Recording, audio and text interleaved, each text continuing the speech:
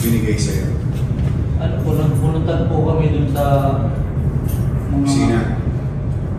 Hulingan na tayo. June 26. Yes, sir. O parang ganun, Huling flag racing. May last pa yata yun. Flag racing siya. After flag Ayun racing. po. Marami kami nun eh. Yung time na yun. Pero bago po dyan, tinawagan ako ng sa urban, sabi ng pakilala urban. Nasaan yung stab ko? Sabi ng ganun. Sabi ko, nandito po yung stab ko. Tapos punta kayo rito sa doon nga sa urban sa 4th floor. Sabi ng ganun. Nagpakilala sa urban, sa Digusman na tayo. Ayun. Nung pagpasok namin doon, may mga tao ng pula sa loob. May papel na pinahawakan sa amin. Sabi ng ganun. Binati mo na kami, congratulations. Yun po. After nun, yung susi raw, pag after ng flag racing, punta lang daw po kami sa Pedro. Ayun lang po. Tsaka talaga namang, kahit tarang may record, wala akong record na may ko talaga, wala ko. Na may ko ng lupa. Wala po talaga po. Laking career din po ako eh. Parking boy ako sa Lasal. Yorme.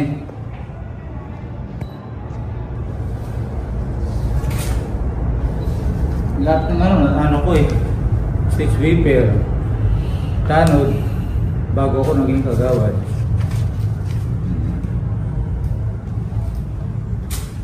May pamilya? May ko eh. Kaboy. May pamilya? PWD na ako eh. PWD. May ako sa mata eh. Kaya nga tinatanong kita kung isa ba yung insurance ko. Kaya lang nakasave siya para hindi matukso ba, diba? Oo. Ingatan din natin. 7 anak mo? 6 po na babae. 2 po. Babae rin po. Saan ka nakatira ngayon pare? Puro rental po.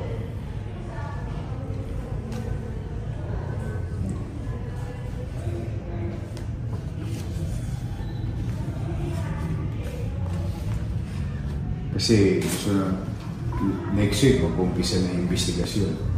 Alam mo ganito yan, sir, ma'am? Malinis naman po ko siya.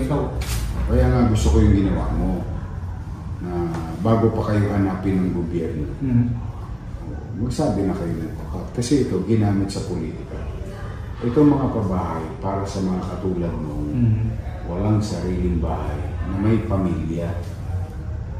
That's one. Usually, squatter. Para sa mga katulad mo na may pamilya pero wala sariling bahay, nangungupahan. Yun ang purpose ng In-City Vertical Housing Program. Alam mo, gusto ko tatapatin siya. Pati congressman meron, konsehal meron, mga kamag-anak nila lahat meron. Kaya sisiya sa atin ng gobyerno. Alam mo bakit? Bilang alkalde, ako ang namamahala ng mga ari-arian ng siyudad. That's one. 2, ako rin ang pwedeng mamili ng lupain. Katulad yung ginawa natin sa malapit sa inyo. Although sa kabilang kalye yun, sa Pasiglan, expropriation, magsubasta, yan yun. Pati yung mga bulok na bangko, lahat yan, property ng gobyerno. Yun ang obligasyon ko. Hindi naman candy ito eh, na pinamimigay lang ng alkalde dahil sa politika. May rules yan, may requirements. Yung pag-surrender mo dito, pagpapakita ng tunay mong pagnanais. Yung to-come out clean. Kung talagang deserving ka, qualified ka, taga Maynila ka. Kasi meron ako nakita, maniwala ka pare, taga-Taguig, taga Quezon City. Meron pa ako nakita, dalaga. Iba lang ang preference niya sa partnership, pero solo lang siya. Paano naging pamilya yung isang dalaga? Kasi, malapit sa mayor, photographer ng mayor. Staff ng mayor. Hindi talaga. unfair sa mga naghahangad natin mga kababayan na maka-avail. Saan ka nakakita? 3 lawyer namin. Yun, iimbisigahan yun. Sa city government. Meron din. Paano naka-apply yun? Masisiyasa ka lang. Buti nga ikaw, nauna ka na dahil kasi na pala iyo. Actually, nag-retain ko lang dito sa office ni Secretary. Oo. Kasi doon ko pinatan. Oo. Pipirmahan ko na. Fact-finding. Cases will be filed. Kung mapabilang, yun ang sinasabi ko.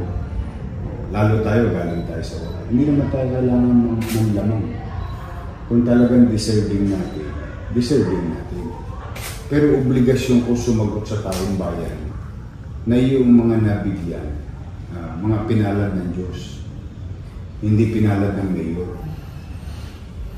Kasi disenyo yun na mayang natin ang antas ng pamumuhay ng pamilyang Manilaw. Remo, June 26 na, nagdadakmaan pa kayo ng susi. Di ba, sabi sa inyo, kumuha na kayo ng susi nyo dyan. Pera ng taon pa yun, kita mo. Ayan na. Parang box lang na kayo. Kita mo. Kanya-kanya kuha. Wala ako doon. Tatawagin yung ano. Kuha ka lang. Ako kuha. Ang raffle na ginagawa namin, pinapakita namin sa taong bayan. Halimbawa, katulad mo, walk-in, approve ka na, kung nabigyan ka. Ngayon, merong mga aplikante, niraraffle. Kasi pwede naman to sa taong gobyerno. Alam mo yan, halimbawa, DPS. Ano ba DPS? May nag-uukay ko ng kanal. So, empleyado namin, taga Maynila, nag-uukay ng kanal. Ang salary grade below 18. Walang bahay, walang ano. Deserving ba siya? Qualified ba siya? Qualified. Tapos, i-offer namin sa public. Lahat ng walk-in, pinagsasama ko sa Tambiolo, hayaan ko na ang Diyos kung sino ang papalala. Yun ang raffle. Ginawa ko yan nung pandemya, di ba?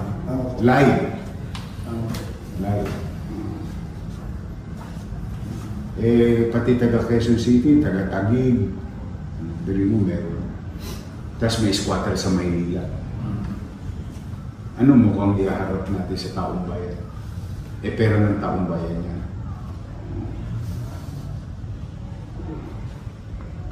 Saka 2,000 lang. Tingnan mo ito, malito yung gain ownership. Hindi yan disenyo. Yung pinangako sa inyo, rent to own. Unang-una hindi mo mababayaran siya.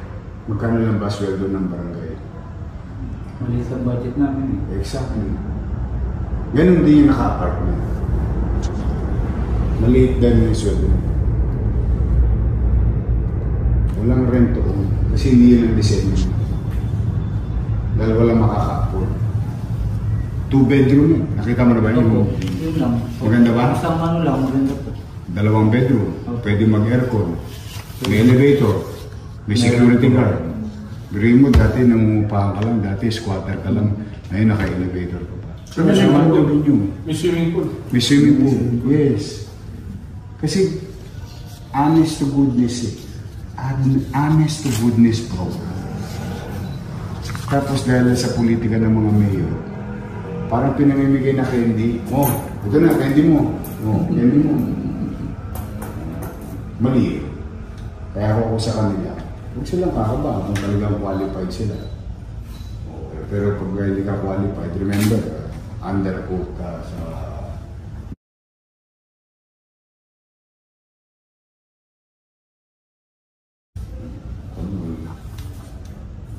Tama, dami mong kinuwang record. Ang dami requirements eh. Alam mo ba dito marami nagkaroon, walang requirements. Sige ko po mga kompleto yan eh. Ilan ang katulad mo? Alisin ko na yung pagiging chairman mo. Kalaban naman kita eh. Okay lang yan. Hindi naman tayo magkakampi. Hindi po. Okay. Ano po, alam ni Salud dyan, tayo na Erika. It doesn't matter. Tabi natin po. Tatanungin kita na yan. Ulitin ko. May bahay ka sa sarili? Wala po.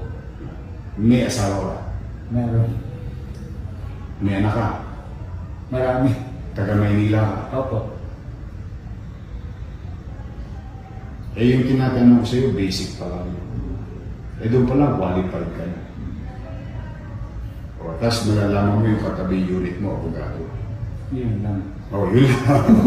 O, sige. Kawawa naman yung iba. Kasama ako rin. Kawawa naman. Kawawa. Tama ba? Tama po. Hindi ako magiging tama lagi. Pero pwede ako maging makatira lang. Inaayos lang po. Ayan, kumpleto. Galing ito. Sinagaan mo talaga lahat to, ha? Ginusto talaga siya. Ah, Ginusto talaga ng kanila. dumaan ka talaga sa proseso.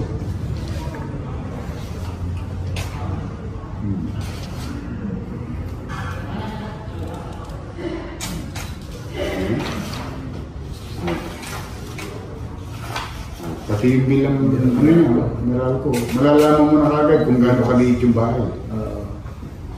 Inuupahan mo to. Sitsahin ko po. Nakikipisan kayo ng pamilya.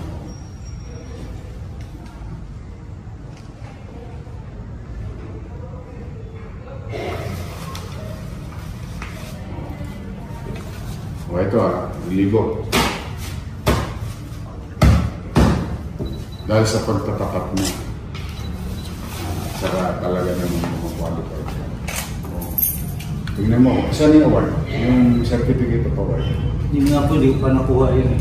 Wala pa. Kasi nabili. Talagang ano, minadali. Minadali. Sabi, Lords, imbestigahan nyo sila kung sa tingin yung qualified, isama mo siya sa listahan. Oo, final list. Kasi yan yung importante sa pagtatapat sa tao. Ngayon, kahit saan ako pumuntang iskinita sa Manila, sabi ko na iningatan ko yung binayad na buwis ng taon mo. Inutang ko yan eh. Diba nga, pinapako nga ako sa krus ng mga kalaban ko dahil nangutang daw ako ng utang. Eh, kaya ako naman ginagawa yan para sa tao. Ayos na yan. yun yung ipapakita ko. Ipatatawag Kasi ulit. may mga barsa